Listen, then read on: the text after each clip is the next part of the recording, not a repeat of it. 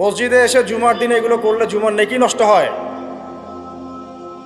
মসজিদে এসে এইসব আইওয়া শোডাউন করলে জুমার নেকি নষ্ট হয়। এই জেনারেশনকে কে বুঝাবে যে মোবাইল থেকে দূরে থাকতে হবে?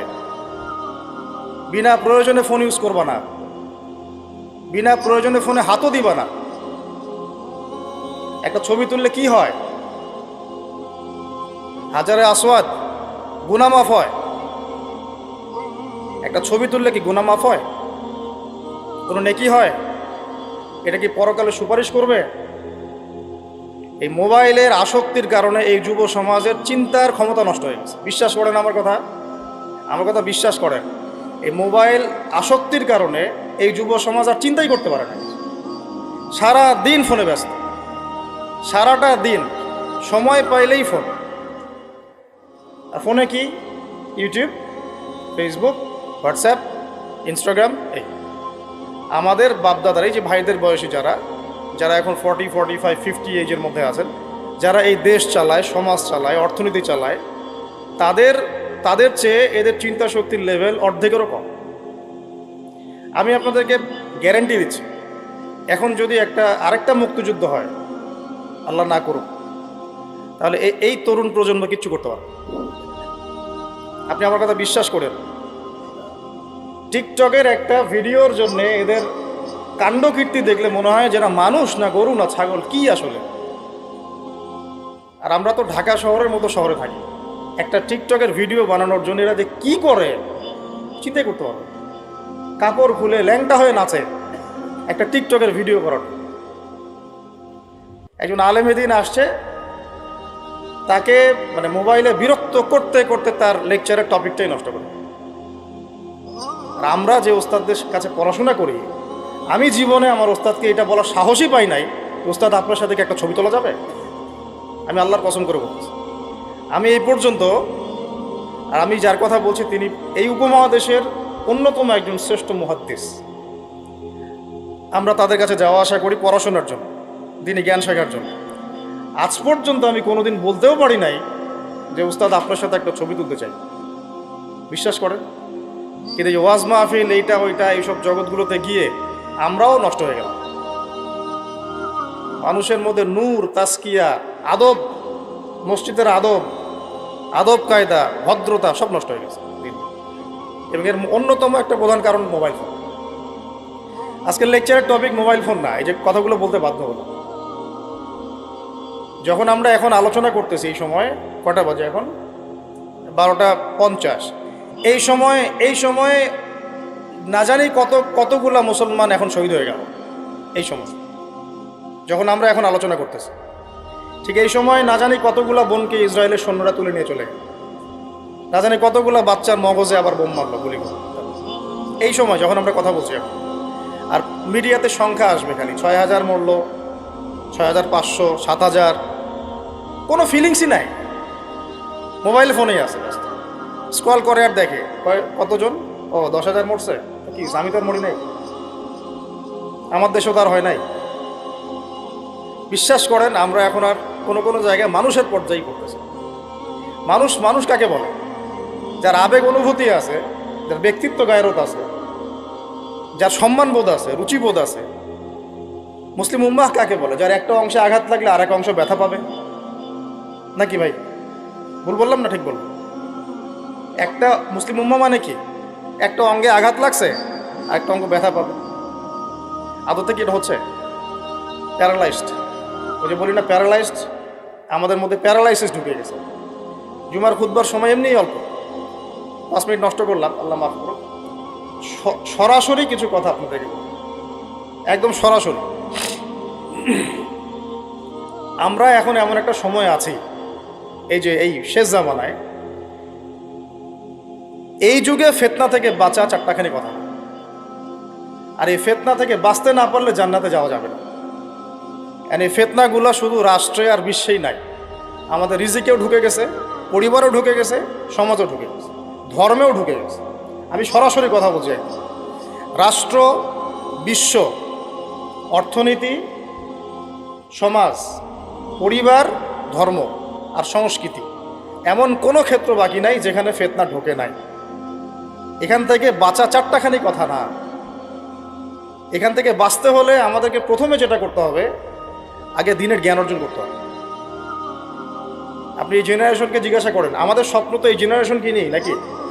যাদের বয়স 50 হয়ে গেছে তারা আর কি করতে পারবেন দিনের জন্য?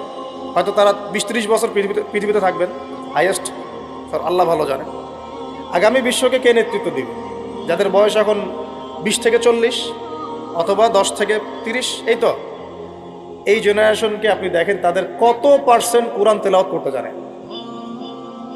আপনি এই যে আজকে যারা আসছে সবার কোরআন তেলাওয়াতের টেস্ট নেন, একজন আলেমের সামনে বসান, একজন একজন করে ডাকেন, দেখেন সূরা ফাতিহা পড়তে পারে কত। এই মুসলিম উম্মাহ মার না খেলে কোন মুসলিম উম্মাহ মার খাবে আমাকে বুঝান, আমি তো বুঝি না, আমার জ্ঞান কম। এই মুসলিম উম্মাহ যদি মার না খায় কোন মুসলিম উম্মাহ মার খাবে? আজকে যারা আসছে এখানে বা এর পরেও আসবে জুমার দিনে, আপনি এদেরকে 5 ওয়াক্ত নামাজে পাবেন। তাহলে যারা 5 ওয়াক্ত নামাজ পড়তেছে না, জুমার নামাজটাকেই দিন মনে করে, তাহলে এই মুসলিম মার না খেলে কে মার খাবে? আমাকে বুঝান, আমি বুঝি না, কিছু বিষয় আমি বুঝি না। আবার যারা নামাজ পড়ে তাদের আখলাক, ব্যক্তিত্ব, আখলাক, চরিত্র, সুন্নতের জীবনযাপন, আমরা বলি না সুন্নাহ মাফিক জীবনযাপন, রাসূলের সুন্নাহ মাফিক জীবনযাপন, কতজনের মধ্যে চেহারা, সুরতে, পোশাকে, আশাকে, কথাবার্তায় সুন্নত আছে। তো যে জাতি তার নবীর সুন্নত ভুলে যায়, সে জাতি কিভাবে বিশ্ব শাসন করবে আর কেন সে মায়ের খাবে না আমাকে বোঝান সম্ভব? তাহলে প্রথম নসিহতটা ভাই, পড়াশোনা করতে হবে। আর পড়াশোনা শুরু হবে কোন কিতাব থেকে? তাড়াতাড়ি কোরআন পড়া শুরু করেন, হাতে সময় কম, তাড়াতাড়ি শুরু করেন। প্রত্যেকটা জেলায় জেলায়, গ্রামে গ্রামে, ইউনিয়নে, প্রত্যেকটা জায়গায় মসজিদ, মাদ্রাসা, মক্তব প্রতিষ্ঠা করেন। আছে, নাই তা না, অবশ্যই আছে, এটা আমাদের সৌভাগ্য। প্রত্যেক জেলায় মাদ্রাসা আছে, প্রত্যেক জেলায় মাদ্রাসা আছে, মহিলা মাদ্রাসা আছে, মক্তব আছে, আরও অনেক কিছু আছে, দারুল ইলমগুলো আছে। কিন্তু আমরা আমাদের সন্তানদেরকে পাঠাচ্ছি কি না? আমরা আমাদের বাচ্চা কাচ্চাদেরকে পাঠাচ্ছি কি না? আমাদের যুবকরা সেখানে আসে কি না? আপনারা তো ফ্যান্টাসিতে অনলাইনে দিন শিখতে চান। 3টা মাস কোনো আলেমের কাছে বসে কি ক্লাস করেছেন? কখন একটা কিতাব কি পড়েছেন? অনলাইনে একটা ভিডিও দেখে কি শিখবে না? অনলাইনে দিন শিখতে গেলে আপনি এটাই শিখবেন, অমুক যা বললো তমুকের বিরুদ্ধে, আর তমুক যা বললো অমুকের। অনলাইনে এটাই শিখবেন আপনি। আর এটার পিছনে এক শ্রেণীর ইউটিউবার, ফেসবুকারও দায়ী। শুধু সে ব্যক্তি দায়ী তা না, এরাও, মিডিয়াও দায়ী আছে। অমুক যা বললো তমুকের বিরুদ্ধে, আর তমুক যা বললো অমুকের বিরুদ্ধে। মানুষ মজা পায়, ওর কন্টেন্টের ভিউ বেশি হয়, কামাই বেশি, দিনের তো ক্ষতি হয়ে গেল। আম জনগণের মধ্যে ইসলাম সম্পর্কে বিরূপ ধারণা সৃষ্টি হয়। আসল লক্ষ্যটা কি জানেন? ওই যেখানে আমাদের ভাইরা এখন মার খাচ্ছে না, ওই ফিলিস্তিন, ওই জেরুজালেম হচ্ছে আমাদের আসল লক্ষ্য। ওইটাই পৃথিবীর এমন একটা জায়গা যেখান থেকে সভ্যতা শুরু হয়েছে। পৃথিবীতে মক্কা থেকে শুরু হয় নাই, ওই ফিলিস্তিন থেকে পুরো বিশ্বে সভ্যতা শুরু হয়েছে। আজকে থেকে এটা 10,000 বছর আগের কথা, ওখান থেকেই শুরু হয়েছে। আর ওখানেই পৃথিবীর শেষ হবে। ওইখানেই যতক্ষণ পর্যন্ত ঈসা আলাইহিস সালাম না আসছেন এবং ইসলামী খেলাফত আবার কায়েম না করছেন, কিয়ামত হবে না। এই যে আসল জায়গাটা থেকে আমাদেরকে সরাই দেওয়া হয়েছে না? কয়জন ভাবে এটা নিয়ে? কয়জন জানে বা এটা নিয়ে? জানেই বা কয়জন? কিছু মানুষ আছে সারা জীবন হাত বাঁধা নিয়ে আপনাকে ব্যস্ত করে রাখলো। বাঁধবেন কোথায়? এখানে বাঁধবেন, এখানে বাঁধবেন, এইভাবে বাঁধবেন, এইভাবে বাঁধবেন, এইভাবে 5টা-6টা জায়গা নিয়ে ক্যাচাল করতে করতে করতে হায়াতই শেষ হয়ে যেত। সুবহানাল্লাহ। মনে করেন এক ভাইয়ের হাত নাই, এইভাবে দাঁড়া দাঁড়া নামাজ পড়তেছে, নামাজ হবে না? হবে না? আমার হাত আছে, আমার এখানে একটা ফোড়া উঠছে, মনে করেন সত্যি সত্যি উঠছে, এটা মিথ্যা বলছি না, তা আমি এভাবে নামাজ পড়বো, হবে কি না? হবে না? হাত বাঁধেই নাই সে, হবে না? হবে না? আর যখন বোম পরে জান থাকবে না, তখন হাত বাঁধে কি করবে? যখন উম্মার মধ্যে মারামারি, কাটাকাটি, বিভক্তি, আর কাফেররা এসে উম্মার সাথে যুদ্ধ করা শুরু করবে, তখন হাত বাঁধে নিয়ে ব্যস্ত হয়ে থাকবে। এই ব্যস্ত আছেন বলেই তো হাতে অস্ত্র ধরতে পারছি না। এক ভাই খুব সুন্দর কথা বলছে যে ইসরায়েলের উচিত যে বাংলাদেশ থেকে এরকম কিছু শায়েক এবং মানুষকে হায়ার করা এবং এদেরকে ফিলিস্তিনে ছড়িয়ে দেওয়া, তাহলে জীবনেও ফিলিস্তিনিরা আর অস্ত্র হাতে নিতে পারবে, ওরা এগুলো নিয়েই ব্যস্ত থাকবে। তারা আল্লাহ না করুক, যদি আল্লাহ না করুক, আমরা দোয়া করি কিন্তু আমরা আশঙ্কা তো করি, আল্লাহ না করুক যদি শান্তিপূর্ণ এই বাংলার মাটিতেও কখনো এরকম পরিস্থিতির সৃষ্টি হয়, আল্লাহ না করুক, দোয়া করি আমরা, তখনও এক শ্রেণীর মানুষ এগুলো নিয়েই ব্যস্ত থাকবে। আপনাকে আপনার মূল লক্ষ্যটা থেকে সরায় দেওয়া হয়েছে। এটা বোঝার জন্য, এই ফিতনাগুলো চেনার জন্য ভাই সবার আগে দিনের জ্ঞান অর্জনের কোনো বিকল্প নাই। পড়তে রাজি আছি তো ইনশাল্লাহ। অনলাইনে দিন শিখতে পারবেন না, কিছু ভালো ভালো আলেম আছেন যাদের লেকচার হয়তো শুনতে পারবেন, শুনে আপনি উৎসাহিত হতে পারবেন, বুস্ট আপ হবেন, ইন্সপায়ার্ড হবেন, কিন্তু এটা দিন শেখার কনস্ট্রাকটিভ কোনো প্ল্যাটফর্ম না।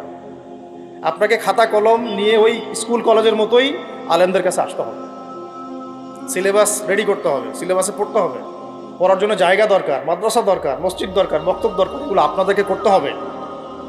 আর যেখানে আছে সেগুলোকে আবাদ করতে হবে। যেমন মসজিদ করেছেন, আবাদ করেন। এটা মসজিদ মানে নামাজ পড়ে দরজা বন্ধ করে রেখে দিব এর নাম মসজিদ? মসজিদ মানে এখান থেকে দিনের দাওয়াতটা ছড়াবে, দিনের শিক্ষাটা ছড়াবে, তাই নয় কি? আল্লাহ রসুল কি মসজিদ সাল্লাল্লাহু আলাইহি ওয়াসাল্লাম মসজিদ প্রতিষ্ঠা করে শুধু নামাজের সময় খুলতেন আর নামাজের পরে বন্ধ করতেন? নাকি 24 ঘন্টা এখানে ইবাদত, আমল, তাজকিয়া, জিকির আজকার হতো না? এখনো তো মদিনায় হয়। মক্কা মদিনা কি এখনো বন্ধ থাকে 1 মিনিটের জন্য? এখানে দার্স হচ্ছে, ওইখানে নামাজ হচ্ছে, ওইখানে আলোচনা হচ্ছে, চলতে থাকে সবসময়। এটা হলো মসজিদের ফাংশন। এই মসজিদ আবাদ করেন, মাদ্রাসাগুলো আবাদ করেন, আপনার ছেলেকে মসজিদে পাঠান, মাদ্রাসায় পাঠান, বক্তব্যে পাঠান। ইয়াং জেনারেশন স্পেশালি আপনারা সিলেবাস ভিত্তিক পড়াশোনা করেন। এই ফ্যান্টাসি দিয়ে কিচ্ছু হবে না, আবেগ দিয়ে, ফ্যান্টাসি দিয়ে কাজের কাজ কিছু হবে না। খুব আবেগ লাগতেছে, খুব কষ্ট হচ্ছে আমার ফিলিস্তিনের জন্যে, খুব কষ্ট হচ্ছে পুরো বিশ্বের প্রেক্ষাপটে মুসলিমদেরকে দেখে, কিন্তু আপনি তো ইসলাম সংশোধনের দিকে আসছেন, মাঝে মাঝে নামাজ পড়ছেন, কোনো রকম 5 ওয়াক্ত নামাজ পড়লেও সুন্নাহ মাফিক জীবনযাপন করছেন না, জিনায় লিপ্ত হয়ে যাচ্ছেন, সুদ খাচ্ছেন, অর্থনৈতিক জীবনের কথা বলছি, এখানে সুদ খাচ্ছেন, ব্যবসায় প্রতারণা করছেন, রাজনীতি করতে গিয়ে আপনি তাগুতের দিকে চলে গেছেন। এক কথায় তাগুতের দিকে। তাগুত মানে আল্লাহ বাদ দিয়ে যার উপাসনা করা হয়। আমরা এখানে আল্লাহ পাকের বিধানের দাসত্বের চাইতে মানব রচিত বিধানের দাসত্ব বেশি করেছি এবং করছি, এখনো করছি, করে যাচ্ছি। কিছু করার নাই, কারণ পুরো বিশ্বটা এইভাবেই তো ফাংশন করা। যাদের গলায় জাতিসংঘের দড়ি আছে এরা তো এখান থেকে বেরোতে পারবে না। পারবে না। তাহলে ওদের আন্ডারে যে রুলস অ্যান্ড রেগুলেশনস এর আওতায় তো চলতে হবে। কিন্তু শিরক হয়ে গেল, এখানেও তো শিরক হয়ে গেল। মার না খাওয়ার কোনো কারণ নাই আমাদের এখন এই পর্যন্ত যে আমরা শান্তিপূর্ণভাবে নামাজ কালাম পড়তে পারছি আল্লাহ পাকের রহমত। বিশ্বাস করেন, আল্লাহ পাকের খাস রহমত। জানি না কত বছর এই রহমত থাকবে এইভাবে যদি আমরা সতর্ক না হই।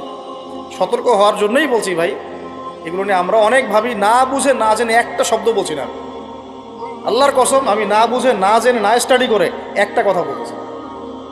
শেষ জামানার সবচেয়ে ইম্পর্টেন্ট জায়গা ওই প্যালেস্টাইন, ওই ফিলিস্তিন, জেরুজালেম।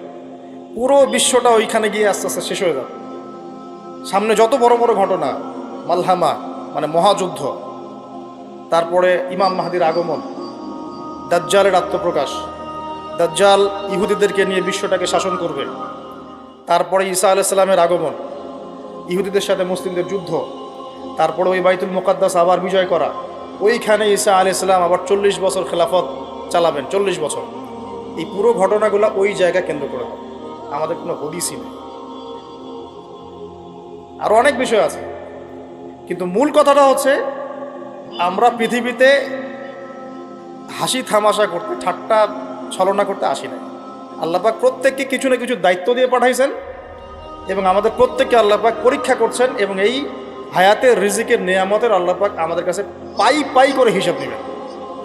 এই যে শ্বাস নিচ্ছি একটা শ্বাস, এই একটা শ্বাসেরও হিসাব আল্লাহ পাক নেবেন। একদিন নবীজি একটা বাগানে ঢুকলেন, তিনি ক্ষুধার্ত, সাথে আবু বকর সিদ্দিক। আবু বকর, তোমার বাসায় কি খাবার আছে? ইয়া রাসূলুল্লাহ, আমার বাসায় খাওয়া নেই। তা চলো। ওমর, রাস্তায় ওমরের সাথে দেখা। ওমর, কি অবস্থা? ইয়া রাসূলুল্লাহ, ক্ষুধার্ত, বাসায় খাবার নেই, আমার বাসায় খাবার নেই। তিনজনে হাঁটতে হাঁটতে ঢুকলেন তালহা রাদিয়াল্লাহু আনহুর বাগানে। সেখানে মাশাআল্লাহ ঠান্ডা পানি খেলেন, খেজুর খেলেন, তৃপ্তি করে খেলেন। মাশাআল্লাহ, সে বাগান অনেক সুন্দর বড় ছিল। খেয়ে নবী সাল্লাল্লাহু আলাইহি ওয়াসাল্লাম বললেন, সুম্মা লাতুসআলুন্না ইয়াওমাইযিন আনিন নাঈম, যে অবশ্যই কিয়ামতের দিন আল্লাহ পাক এই ঠান্ডা পানি সম্পর্কেও আমাদেরকে জিজ্ঞাসা করবেন। আমরা প্রস্তুত নিঃশ্বাসের জবাব দেওয়ার জন্য, হিসাব দেওয়ার জন্য, পানির হিসাব দেওয়ার জন্য? ঠান্ডা পানিতে গোসল করে আসছেন আজকে, সবাই তৃপ্তি পেয়েছেন। শুকরিয়া কখন আদায় হয় যে আল্লাহ পানি নাজিল করেছো, এই জন্য তোমার শুকরিয়া? খেলাম 4টা ভাত, এই 4টা ভাতই ফিলিস্তিনে নাই। আমার কথা বিশ্বাস করেন, কথাগুলো আমি কলিজা থেকে বলছি। আমি জীবনে খাবার হাতে নিয়ে 2 দিন কেঁদেছি। একদিনের ঘটনা আমি বলতে পারবো না, এটা কিয়ামতের মাঠে দেখা যাবে। অনেক বাধ্যবাধকতা আছে, আমরা বলতে পারবো। তবে খাওয়ার কথা ছিল আমার খিচুড়ি। আমার সাথে 3-4 জন গেস্ট ছিল।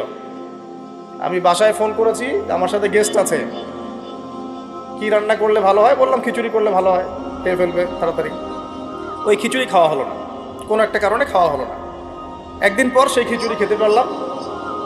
দেখলাম যে একদিন পর যে খাবারটা আমার কাছে এসেছে এটা খিচুড়ি, যেই খিচুড়ি আমার বাসায় খাওয়ার কথা ছিল। ওই দিন ওইটা দেখে আমার চোখ দিয়ে পানি পড়লো, যে এই খাবারটা আমার এখানে খাওয়ার কথা ছিল, অন্য কোথাও খাওয়া।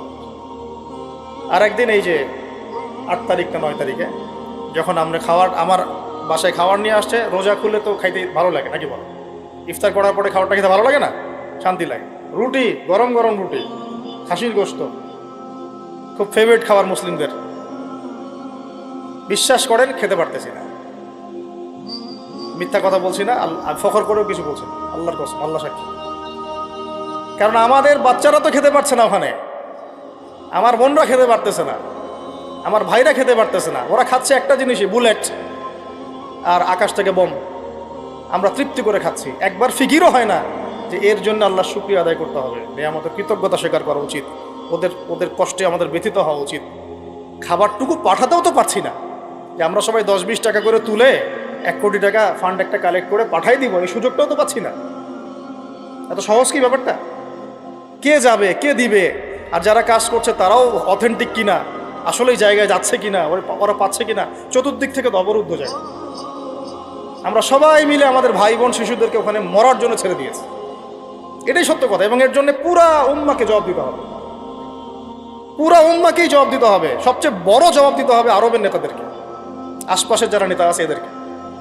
আরবের যে নেতারা আছে এদেরকে বিগত 70 বছর ধরে এরা যা যা করেছে এর উত্তর দিতে হবে, জবাব দিতেই হবে, কোনো উপায় নাই। আমাদেরকেও দিতে হবে, প্রত্যেক রাষ্ট্রপ্রধানকে দেওয়া লাগবে। যে লিখতে পারতো লিখে নাই তাকে দেওয়া লাগবে, যে বলতে পারতো বলে নাই তাকেও দেওয়া লাগবে, যার অস্ত্র দেওয়ার ক্ষমতা ছিল দেয় নাই তাকেও বলা লাগবে, যার মিলিটারি পাওয়ার ছিল সে চাইলে ওখানে ইন্টারভেন করতে পারতো, সে করে নাই তাকেও বলতে হবে। আর যারা ওদের সাথে আতাত করে বন্ধুত্ব করেছে এরা তো মুনাফিক, টাটকা মুনাফিক, পাক্কা মুনাফিক। এরাই তো তারা যারা কাফেরদের সাথে জাহান্নামের তলদেশে থাকবে। মুসলিমদেরকে বাদ দিয়ে মুনাফিক ইহুদি খ্রিস্টানদের সাথে বন্ধুত্ব করেছে। যে ইহুদি খ্রিস্টানরা আমাদের ভাই বোনদেরকে মেরে ঝাঁঝরা করে ফেলাচ্ছে, আমি ওর সাথে বন্ধুত্ব করতে পারি? কি বলে আপনাদের ইমান? আর এই কথাগুলো কি উগ্রবাদী কথা হয়ে গেল? এগুলো সত্যি কথা। আর সত্যি কথা বলার পরে কি হবে সেটা তো দেখার দরকার নেই, আল্লাহর কাছে আমাকে জবাব দিতে হবে, এটাই আমার ফিকির। তো যারা দোয়া করতে পারবে তারা যদি দোয়া না করে আল্লাহর কাছে জবাব দিতে হবে। যারা বলতে পারে যদি না বলে আল্লাহর কাছে অ্যান্সার দিতে হবে। যারা খাবার পাঠাতে পারতো তারা পাঠায় নাই, আল্লাহর কাছে অ্যান্সার দিতে হবে। একটু ভেবে দেখেন না, আপনার যদি একটা বাচ্চা কখনো এমনি মারা যায় তাহলে আপনার কেমন লাগবে? আল্লাহ না করুক। একটা বাবার জন্য সবচেয়ে কষ্টের কোন সময়টা বলেন তো? নিজের সন্তানকে দাফন করা। আমরা তো কখনো করি নাই এটা, আমরা বুঝবো কিভাবে? যে ঘুমটাওয়ালা কিছু লোক বসে বসে অনলাইনে বলতেছে যে এগুলো ফিতনা, এটাই, ওরা কি কখনো নিজের সন্তানকে দাফন করেছে নাকি? কখনো কষ্ট স্বীকার করেছে নাকি? কখনো রিমান্ডে গিয়েছে নাকি? মায়ের খেয়েছে নাকি? কখনো জেল খাটছে নাকি? ও তো সুখে আছে, 3 বেলা খাচ্ছে যাচ্ছে, মাশাআল্লাহ, সুখে শান্তিতে জীবনযাপন। ও কি বুঝবে উম্মার কষ্ট? ও কি বুঝবে বাচ্চাদের কষ্ট, এই মা বোনদের কষ্ট? আর আমরা সর্বোচ্চ বলতে পারতেছি, ব্যাস। কিন্তু সচেতনতা তো তৈরি করা দরকার। আপনার ছেলে যদি বলে ওখানে কি হচ্ছে, ওকে বলা উচিত, বাবা ওখানে কিছু শয়তান আছে, যে শয়তানগুলা আমাদের নিরীহ বাচ্চাদেরকে মেরে ফেলছে। তুমি যখন বড় হবা তোমাকে আল্লাহ পাক সামর্থ্য দিলে তুমি শয়তানগুলোকে মেরে ফেলবে। বাচ্চাকে শেখানো উচিত। ওরা 100 বছর থেকে ওদের বাচ্চাকে এগুলো শিখাইছে। ওরা 100 বছর থেকে ওদের বাচ্চাদেরকে শিখাইছে যে মুসলমানরা হচ্ছে পৃথিবীর সবচেয়ে জঘন্য প্রাণী। ওদেরকে যখনই দেখবা তখনই মারবা, ওদেরকে ওদের ওদের সাথে শত্রুতা করা তোমার উপর ফরজ। এটা ওরা শিখাইছে ওদের বাচ্চাদের। আমাকে বলেন, কোনো মানুষ, একটা সুস্থ স্বাভাবিক মানুষ হাসপাতালে বোমা ফেলতে পারে কিনা বলেন? সে হোক ইহুদি বা খ্রিস্টান বা হিন্দু বা বৌদ্ধ বা মুসলিম মুনাফিক, যেই হোক, কোনো মানুষ কি হাসপাতালে বোম ফেলতে পারে? কিভাবে ফেলল? তাহলে কি পরিমাণ ক্ষোভ তারা ভিতরে ভিতরে লালন করে, আপনার কি বোঝার বাকি আছে? ওরা সুযোগ পাইলে একটাকেও ছাড়বে না, সবাইকে মেরে ফেলে। এই জন্য অল্প অল্প করে আগাচ্ছে, অল্প অল্প করে, আস্তে আস্তে। আমি এটা নিয়ে বিস্তারিত আলোচনা করছি বিগত প্রায় 1 মাস থেকে, আরও 5 বছর থেকে বলে আসতেছিলাম। লাস্ট 1 মাসে আপনারা দেখছেন এখন কি হচ্ছে। ধারাবাহিক এরকম সেশন আসবে ইনশাল্লাহ। আরও অনেক কথা আছে, কিভাবে এই জায়গা তারা আসলো, এটা চারটাখানি কথা না, বিশাল হিস্ট্রি। এমন অনেক সময় হয়েছে, এগুলো কিছুই না, এমন অনেক সময় হয়েছে 1 দফাতে 2.5 লক্ষ মানুষকে মেরেছে তারা ওই জায়গাতে, 1 দফাতে। 1940 সালের কথা বলছি, এক্স্যাক্টলি 1939 সালের জুলাইয়ের দিকের কথা, 1939 সালের দিকের কথা বলছি। ওই সময় এরা ওখানে ফিলিস্তিনিদের মধ্যে প্রায় 2.5 লক্ষ মানুষকে মেরেছিল। 2.5 লক্ষ মানুষ, আপনাকে কি মনে হয়? এভাবে যদি আমি পরিসংখ্যান দিতে থাকি, এখানে আজকে 3-4টা বাজে। আমার কাছে কিতাবও আছে রেডি করা, এবং ইনশাআল্লাহ আল্লাহ পাক চাইলে ওটা পাবলিশও হবে ইনশাআল্লাহ। তখন আপনারা বাসায় পড়ে নিয়েন, দেখেন কি হচ্ছে আসলে। তো মূল কথাটা হচ্ছে, ভাই আমি তো দোয়া করতে পারি, আমার তো করা উচিত, আমার ব্যথিত হওয়া উচিত, আমার কুনুতে নাজেলা পড়া উচিত। যদি আমার আরও বড় সামর্থ্য থাকতো, অ্যাটলিস্ট ওখানে ত্রাণ পৌঁছানো উচিত ছিল, বা আরও যদি বড় ক্ষমতা আল্লাহ পাক আমাকে দিতেন, তাহলে ওদের মুখের সামনে বলা উচিত ছিল এটা অন্যায়, জুলুম, এর প্রতিবাদে আমরা জাতিগতভাবে পাশে আছি ফিলিস্তিনিদের, এবং মুসলিম রাষ্ট্রগুলোর ঐক্যবদ্ধ হয়ে একটা ফোরাম গঠন করা উচিত ছিল এদের বিরুদ্ধে। কিসের শান্তি চুক্তি আর কিসের নেগোসিয়েশন? কোনো কথা আর বাকি আছে? এদের সাথে একটা ভাষাই বাকি আছে এখন, অস্ত্রের ভাষা, যুদ্ধের ভাষা। একটা ভাষাতেই কথা বলা বাকি আছে, আর কোনো ভাষাই নেই এদের সাথে কথা বলা। হাসপাতালে বোম ফেলে 600টা মুসলিম বাচ্চাকে হত্যা করে ফেলছে, তোমার সাথে কিসের কথা? একটা কথাই হতে পারে, সেটা হলো যুদ্ধের ভাষা, অথবা এই পুরো ভূমি থেকে তোমরা চলে যাবা পশ্চিমে, পুরা ফিলিস্তিন ছেড়ে দিবা। এটাই ছিল আমাদের ভাষা। কিন্তু বিগত 75 বছর ধরে আমরা এগুলো করতে পারি না। 1-2টা বছর না রে ভাই, 75 বছর ধরে আমরা এগুলো করতে পারি না। তো আমি এখানে গলা ফাটায়, আমার আবেগ ঝেড়েও কী লাভ হবে তাও জানি না। অ্যাটলিস্ট আমরা আমাদের জবাবটা তো আল্লাহর কাছে দেওয়া লাগবে। আল্লাহ পাক আপনার অপারগতাও জানেন, আপনার সামর্থ্যের সীমাও জানেন। আল্লাহ পাক দেখবেন এর মধ্যে থেকে আপনি কি করেছেন, দেখবেন কি না? তো এখন ভাই আমাদের কি এইসব মোবাইল, সেলফি, হাবি জাবি এগুলোই জীবন? না আমাদের কি চিন্তা করতে হবে? একটু চিন্তা করতে গেলে প্রথম সলিউশন পড়াশোনা করতে হবে, কোরআন পড়তে হবে। যে যাই বলুক কোরআন পড়লেই হয়ে যাবে, সেই হয়ে যাবে, সব কথা বাদ দেন, আপনি কোরআন পড়েন। যে যাই বলুক না কেন, কোরআন পড়তেই হবে আপনাকে, এর অনুবাদ আপনাকে পড়তেই হবে, তাফসির আপনাকে ঘাটতেই হবে, পাশাপাশি নবীর হাদিসগুলো আপনাকে পড়তে হবে। তো এই কোনো না কোনো আলেমের সোহবতে থাকতে হবে। উদ্বাস্তুর মতো জীবনযাপন করবেন না এই 10 জন 20 জন সার্কেল নিয়ে। ওলামায়ে কেরামদের মধ্যে যারা হক্কানি ওলামায়ে কেরাম, তাদের কাছে এসে পরামর্শ করে চলাফেরা করবেন, যাতে আপনি বিভ্রান্তির শিকার না হন, পরামর্শ করতে পারেন। বাংলাদেশে কি আলেম ওলামার অভাব আছে? যত তাদের মধ্যে বিভক্তি থাক, যতই তারা একে অপরের সাথে কলুশনে থাক না কেন, যত দল থাক, তারপরেও আপনি ওলামায়ে কেরামের সাথেই থাকবেন। তারপরেও তাদের জবাব তারা দিবে, বাট আপনি আপনার জায়গার দায়িত্বটা পালন করবেন। এবং হকপন্থী চিনে নেবেন। হকপন্থী আর মুনাফেক চেনার সবচেয়ে উপযুক্ত সময় কোনটা সেটাও বলে দিই। হকপন্থী ওলামায়ে কেরাম আর মুনাফেক যারা মুসলিম উম্মার ভিতরে কাজ করছে আমাদের মতো লেবাস পোশাকে, এটা চেনার, ফাইন্ড আউট করার সবচেয়ে শ্রেষ্ঠ সময় হচ্ছে উম্মার এই সংকটপূর্ণ সময়গুলো। উম্মার উপর যখন কোনো বিপদ আপদ, বালা মুসিবত, সংকট আসবে, আপনি এমনি বুঝতে পারবেন কারা মুনাফেক কারা হকের উপর আছে। যদি আপনার বিবেক থেকে থাকে, আপনার বুঝ থেকে থাকে। এরপরেও যদি না চিনতে পারেন, আপনি দাজ্জাল, অন্ধ, আপনি দাজ্জালের মতো এক চোখ অন্ধ। এই মাজলুমদের বিপক্ষেও বহু আলেম কথা বলে নাই বাংলাদেশে, বলে নাই। তা আপনাকে আমি আর কিভাবে চিনাবো, কিভাবে চোখে আঙ্গুল দিয়ে চিনাবো যে আসলে কারা হকপন্থী কারা বাতিলপন্থী? এইটুকু তো আপনার দায়িত্ব চেনার। কিভাবে এভাবে তাদের সাথে আপনি নিজের জীবনটা নষ্ট করে ফেলতেছেন? সুবহানাল্লাহ।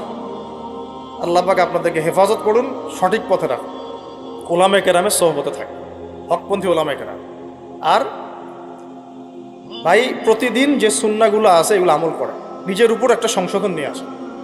আল্লাহ পাক ততক্ষণ পর্যন্ত আমাদেরকে বিজয় দিবেন না যতক্ষণ না আমরা পরিপূর্ণ ইসলামে প্রবেশ করতেছি। আর পরিপূর্ণ ইসলাম মানে কি শুধু জুমার নামাজ পড়া, শুধু ঈদের নামাজ পড়া? আমাকে বলেন, আপনারা তো জানেন সব কিছু। পরিপূর্ণ ইসলাম মানে কি? 5 ওয়াক্ত নামাজ তো আপনাকে পড়তে হবে। আল্লাহ যদি তৌফিক দেন, সামর্থ্য দেন, তাহাজ্জুদও পড়তে হবে, চেষ্টা করতে হবে, নফল আমল বাড়াই দিতে হবে, জিকির আজগার তেলাওয়াত তাসবিহ তাহলিল বাড়াই দিতে হবে, আল্লাহর কাছে কান্নাকাটি বাড়াইতে হবে, ফিতনা থেকে দূরে আসার চেষ্টা করতে হবে, এই জগতের মোহ ছাড়তে হবে। যতটুকুতে আমার জীবন চলে যায় বাস এতটুকুতেই। আমি এইভাবেও বলতেছি আপনাদেরকে এখন সরাসরি, নিজেদের আপনজনদের মধ্যে, পরিবারের মধ্যে, বংশের মধ্যে কেউ যদি আপনাকে দিনের পথে চলতে বাধা প্রদান করে, ফিতনা সৃষ্টি করে, আপনি তার থেকেও নিজেকে সরা রাখবেন। দিন আপনার, জীবন আপনার, মানে দিন আমার, জীবন আমার, ইহকাল আমার, পরকাল আমার, জবাব আমার। আমার অন্য কারো দ্বারা প্রভাবিত হয়ে দিন নষ্ট করা যাবে যাবে? অনেক সময় হয় না, আমাদের বংশে, পরিবারে, কাছের অনেক মানুষ আপনাকে দিনের পথে চলার ক্ষেত্রে প্রতিবন্ধকতা সৃষ্টি করতেছে। আমি বলতেছি না ওদের সাথে আপনি সম্পর্ক নষ্ট করে দেন, কাট অফ হয়ে যান, এটা বলতেছি না। বলতেছি আপনি ইসলামিক দূরত্ব মেনটেন করেন, আপনি নিজেকে নিয়ে থাকেন, আপনি আল্লাহকে নিয়ে থাকেন। এক আল্লাহই আপনার জন্য যথেষ্ট, কাউকে লাগবে না। কেউ যদি না থাকে, এক আল্লাহই আপনার আমার জন্য যথেষ্ট। এটা কি বিশ্বাস করেন কিনা? এই আল্লাহ পাকই আমাদেরকে বাঁচিয়ে রাখছেন, আল্লাহ পাকের হাতেই আমাদের জীবন, আল্লাহ পাকই আমাদেরকে খাওয়ান। আল্লাহ থাকলে কিচ্ছু লাগে না। আর যারা আল্লাহ নাই, সারা দুনিয়া মিলেও তাকে সুখ দিতে পারবে না, তার কিছুই করতে পারবে না। এখন আসলে আমাদের সাথে আল্লাহ আছে কি না একটু নিজেরাই বুঝতে পারবো। আসলে আল্লাহ পাকের সাথে আমার সম্পর্ক কেমন? আল্লাহ বলে ডাকলে বা আল্লাহর কাছে দোয়া করলে কি আমার ভিতরে কোনো অনুভূতি আসে কি না? রাসূল সাল্লাল্লাহু আলাইহি ওয়াসাল্লামের নাম আসলে আমার ভিতরে কোনো অনুভূতি আসে কি না? বুঝবেন ইনশাআল্লাহ, এটা আপনার আস্তে আস্তে বুঝে যাবেন। তাহলে নিজের তাজকিয়ার দিকে ফোকাস করেন, এবং তাজকিয়া অর্জন করার জন্য অবশ্যই সোহবত লাগে। যারা আত্মশুদ্ধিতে পরিপূর্ণ মানুষ, এই মানুষগুলোর সাথে পরামর্শ করে চলবেন। আর নিজের দিন পালন করেন, দিনটাকে আর বিভক্ত হতে দিবেন। যারাই বিভক্তির দিকে নিয়ে যায় এদেরকে বয়কট করবেন, মিশবেনই না এদের সাথে। বরং আমি বলছি, বাংলাদেশে এমনিই তো শত শত দল হয়ে গেছে। এখন আপনি নিউট্রাল থাকবেন, নিজেকে বায়াসড করবেন না, নিউট্রাল থাকবেন। নিউট্রাল মানে নিরপেক্ষ। নিরপেক্ষ থেকে আপনি দেখবেন যে আসলে কার মধ্যে হকটা বেশি আছে। এরপর আপনার বুঝ অনুযায়ী কোরআন সুন্নাহর সাথে মিলিয়ে ওলামায়ে কেরামের পরামর্শে যেদিকে তারা আপনাকে হেদায়েতের পথে নিয়ে যাবেন সেই পথে আপনি চলেন, ইনশাআল্লাহ আপনি ঠিক করে থাকবেন। এই জন্য আমি একা একা থাকতে নিষেধ করি। ওলামায়ে কেরামদের সাথে পরামর্শ করে চলবেন এবং ঐক্যবদ্ধ জীবনযাপন করবেন। আর কিছু ভাইয়ের মধ্যে যদি খারাপ কিছু থাকে তাদেরকে একদম আন্ডার এস্টিমেট করে ধুয়ে রেখে দেওয়ার দরকার নেই। কারণ যার মধ্যে খারাপ কিছু আছে ওর মধ্যে ভালোও কিছু আছে। খোলা মনে ভালোগুলো নিয়ে নেবেন, খারাপগুলো আপনি ছেড়ে দেবেন। এখন বলতে পারে আপনি কিভাবে বুঝবেন ভালো কোনটা খারাপ কোনটা? নিজে পড়বেন, নিজে জ্ঞান অর্জন করবেন, আল্লাহ পাক বিবেক দিয়েছেন, বোঝার চেষ্টা করবেন এবং আলেমদের সাথে পরামর্শ করবেন। ব্যাস, আল্লাহ পাক এরপরে আপনাকে যে পথে নিয়ে যাবেন ইনশাআল্লাহ সেই পথে আপনি চলবেন, উম্মার বিভক্তি বাড়াবেন। এরপরে যখন অর্থনীতির মধ্যে ঢুকবেন, ব্যবসা বাণিজ্য, রিজিক, চাকরি বাকরি, জান চলে গেলেও হারাম খাবেন না। আল্লাহ পাক তৌফিক দান করে, আপনাকে তৌফিক দেখ, আমাকেও তৌফিক দান। কারণ আমরা সবাই হারাম খাচ্ছি, আমি নিজেও ফিল করি। হারাম না খেলে আমাদের দোয়া কবুল হইতো। দোয়া যে কবুল হচ্ছে না বোঝেন না। কাবা ঘরে দোয়া হচ্ছে বিগত প্রায় 40-50 বছর থেকে, আল্লাহ ফিলিস্তিনকে মুক্ত করে দাও, মুসলিম ভাইদেরকে সাহায্য করো, নুসরা নাজিল করো। আপনি দোয়ার কি বরকত দেখতে পারতেছেন? দোয়ার কি ইম্প্যাক্ট পড়তেছে? রিজিক হারাম, রিজিক অনেক সময় হারাম হয়ে যাচ্ছে আমাদের। এমনকি হজের মতো মৌসুমে, উমরার মতো মৌসুমে আমরা যে গোশতগুলো খাচ্ছি বাইরে, যেগুলা, এগুলো যে কতটুকু আল্লাহর নামে জবাই করছে আল্লাহ ভালো জানে। ভাবতে হবে তো, এগুলা পারতেছি না। আমি সত্যি বলতেছি যে আমরা হালাল খাইতেও পারতেছি না মনে হয়। চেষ্টা করতে হবে 100% হালালের উপর থাকার। যদি আল্লাহর নামে জবাই না করা হয় সেটা কি হালাল হবে? যদি আমার টাকার মধ্যে সুদ থাকে হালাল হবে? যদি আমার টাকার মধ্যে ঘুষ থাকে হালাল হবে? বাংলাদেশের লক্ষ লক্ষ মানুষ নামাজ পড়ে মসজিদে ঘুষখোর, বাংলাদেশের লক্ষ লক্ষ না কোটি কোটি মানুষ মসজিদে নামাজ পড়ে, মুসল্লি সুদখোর। অনেক মসজিদ কমিটি আছে সুদখোর। ভাই আমার কথা বলতে কোনো ভয়ে কাজ করে না, আর আমি কারো পরোয়া করি না, সত্য কথা বলতে এক আল্লাহ ছাড়া। বাংলাদেশে লক্ষ লক্ষ মানুষ আছে মসজিদে নামাজ পড়ে, সুদখোর, ঘুষখোর, দুর্নীতিবাজ, করাপ্টেড। আমাদের কথা বলছি, দাড়ি টুপিওয়ালা মানুষ, আমরা বহু দাড়ি টুপিওয়ালা মানুষ আছি সমাজে, চলাফেরা করি, আমাদের রিজিক ঠিক নাই, হারাম খাচ্ছি।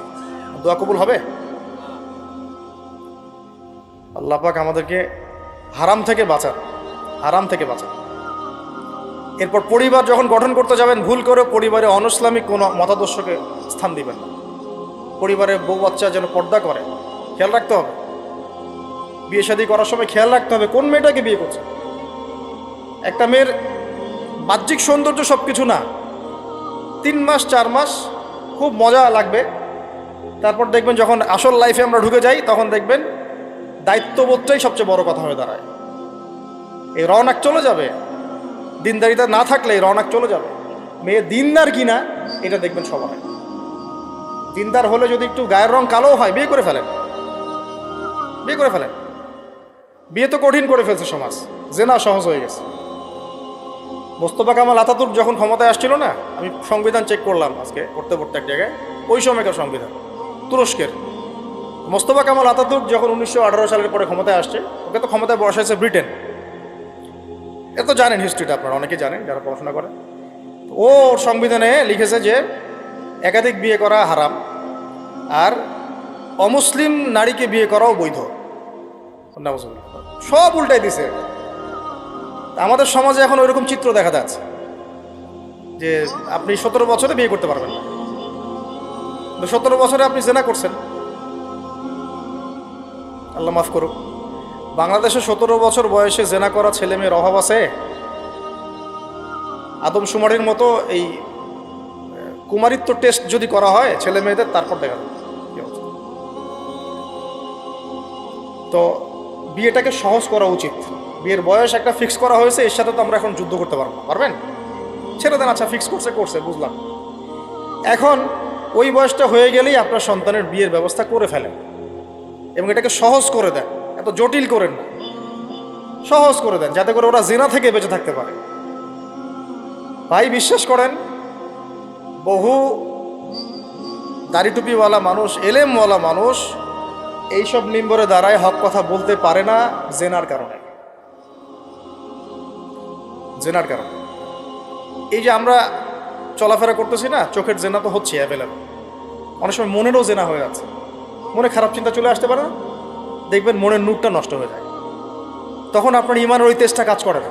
ভালো করে খেয়াল করে দেখবেন, যখন মনের মধ্যে এই নূরটা নষ্ট হয়ে যায়, কিছু একটা নগ্ন মেয়েকে দেখে ফেলছেন বা একটা মেয়েকে দেখে আপনার অ্যাট্রাকশন তৈরি হয়ে গেছে, হতে পারে, আমরা তো ফেরেশতা না, হতেই পারে। তখন দেখবেন মনের মধ্যে নূরটা নষ্ট হয়ে যায়। ওই সময় আপনি কিন্তু এই ইমানের এই জজবাটা শো করতে পারেন।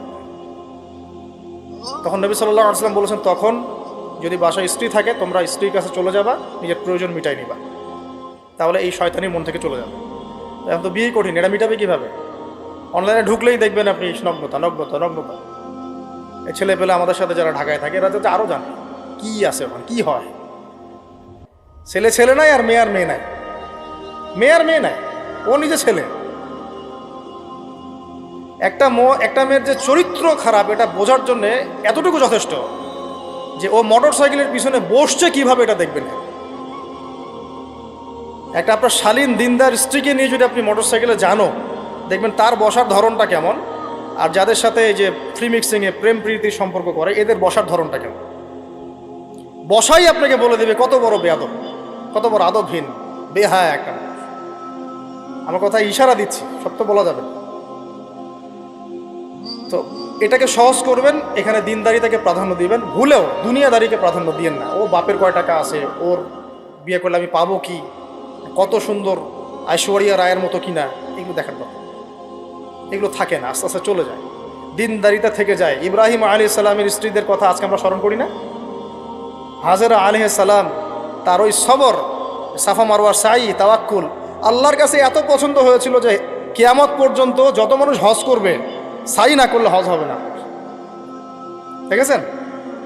উনার ওই হাঁটা দৌড়াদৌড়ি আল্লাহর কাছে এত পছন্দ হয়েছে, আপনি জামজাম কূপ ওখানে যে তাওয়াফ করছেন না, তাওয়াফ করে যে পানি খেয়ে আসলেন, সাফা মারওয়া সাই করলেন, এই সাই না করা পর্যন্ত আপনার হজই হচ্ছে না, ওমরাই হচ্ছে না। একজন দিনদার মেয়ের দিনদারিতা আল্লাহর কাছে কিভাবে কবুল হয়ে থাকে? আমাদের মেয়েদেরকে বুঝান, বাসায় গিয়ে বোনদেরকে বুঝান, মাদেরকে বুঝান, স্ত্রীদেরকে বুঝান, তাদেরকেও একটা উদ্দেশ্যে আল্লাহ পাক সৃষ্টি করেছেন। কি উদ্দেশ্য? তারা যেন ইসমাইলের মতো প্রজন্ম জন্ম দিতে পারে। তাদেরকে সিরিয়াল দেখার জন্য পাঠানো হয় না, তাদেরকে এই রং তামাশা করার জন্য আর স্নো পাউডার মেখে বাইরে ঘোরার জন্য পাঠানো হয় না। এবং এটাকে কন্ট্রোল তো আমাদেরকে করতে হবে। এই যে বললাম, কন্ট্রোল করতে গিয়ে যদি দেখেন পারতেছেন না, আপনার দ্বারা হচ্ছে না, তখন কি প্রয়োজনে ডিসকানেক্টেড হয়ে যাবে, প্রয়োজনে ডিসকানেক্টেড হয়ে যাবেন, তাও নিজের দিনকে ক্ষতিগ্রস্ত হতে দিবেন। কিছু করার নাই তো, চেষ্টার উপর চেষ্টা করে যাচ্ছেন আপনি 10 বছর, 15 বছর, 5 বছর, 7 বছর, কোনো রেজাল্ট পাচ্ছেন না। আপনি কি করবেন? দিন ছেড়ে দেবেন? আপনিও তাদের মতো হয়ে যাবেন? আপনাকে আপনার স্বতন্ত্র জায়গায় থাকতে হবে। আল্লাহ পাক তৌফিক দান করুন। আর ইসলাম সংশোধনের মধ্যে সমাধান আসলে আলহামদুলিল্লাহ। এরপরে বাচ্চা কাচ্চা যেগুলো হবে, এগুলো পয়েন্ট মনে রাখবেন, পড়াশোনা থেকে নিয়ে এই পর্যন্ত বাচ্চা কাচ্চা যেগুলো হবে, এক একটা বাচ্চাকে আগামী দিনের যোদ্ধা হিসেবে গড়ে তুলবে। কি যুদ্ধ করবে তারা? আগে আদর্শিক যুদ্ধ করবে, আদর্শিক যুদ্ধ করবে, যে আমরা ওইসব আদর্শে চলি না, আমাদের নিজস্ব আদর্শ আছে, এটা ইসলাম। আমাদের কিতাব আছে কোরআন, আমাদের সুন্নাহ আছে মুহাম্মদ সাল্লাল্লাহু আলাইহি ওয়াসাল্লামের সুন্নাহ। এরা বৈষয়িক শিক্ষাও শিক্ষিত হবে, ইসলামিক শিক্ষাও শিক্ষিত হবে ইনশাআল্লাহ। এরপরে এদের দ্বারা ইনশাআল্লাহ এমন জেনারেশন আমরা গড়ে তুলব, যে জেনারেশন আগামী দিনে ইসলামের পতাকা বহন করবে ইনশাআল্লাহ। আমরা যেটা পারি নাই, চেষ্টা চালাবো, আমাদের বাচ্চাদেরকে গড়ে তুলবো ইনশাআল্লাহ। পারা যাবে না? আল্লাহ পাক আমাদেরকে এই সব উদ্দেশ্যে দুনিয়াতে পাঠাইছে। এভাবে ইনশাআল্লাহ আমরা এলেম অর্জন, তাসকিয়া অর্জন, আমল বাড়িয়ে দেওয়া, হালাল খাওয়া, পরিবার গঠন করা, প্রজন্ম গঠন করা, এই কাজগুলো করতে করতে করতে আমরা আগাবো ইনশাআল্লাহ। এবং এখন যা চলছে এই ফিতনাগুলো থেকে আমরা নিজেদেরকে দূরে রাখার চেষ্টা করি। আর যেখানে যেখানে যেখানে মুসলিমদের এগেনস্টে এই কাফের, মুশরিক, জালেম, মুনাফিকরা পদক্ষেপ নেবে, আমরা আমাদের সাধ্য মতো এটাকে প্রতিহত করব। হয় জবান দিয়ে প্রতিহত করব, নাহলে লিখে প্রতিহত করব, নাহলে কোনো সাহায্য করে প্রতিহত করব, নাহলে অ্যাটলিস্ট দোয়া করে প্রতিহত। কিছুই নাই, কমপক্ষে কী করবেন? দোয়া করুন। কিছু নাই, কমপক্ষে দোয়া করুন। কিন্তু কোনো অবস্থাতেই আত্মসমর্পণ করবেন না এদের সামনে। ওদের সামনে কোনো অবস্থাতেই জালেমের সামনে হাঁটু গেড়ে দিবেন। মাথা উঁচু করে বাঁচবো ইনশাল্লাহ, মাথা উঁচু করে মরবো। আল্লাহ পাক আমাদের সবাইকে কথাগুলো বোঝার তৌফিক দান করুন। আমিন। আকুলু কওলি হাযা আস্তাগফিরুল্লাহ লি ওয়া লাকুম ওয়া লিসাইরিল মুসলিমিন। বারাকাল্লাহু লানা ওয়া লাকুম বিল আয়াতিল হাকীম। ইন্নাহু তাআলা জাওয়াদুন কারীমুন রাউফুর রহিম। সুন্নাত পড়বে।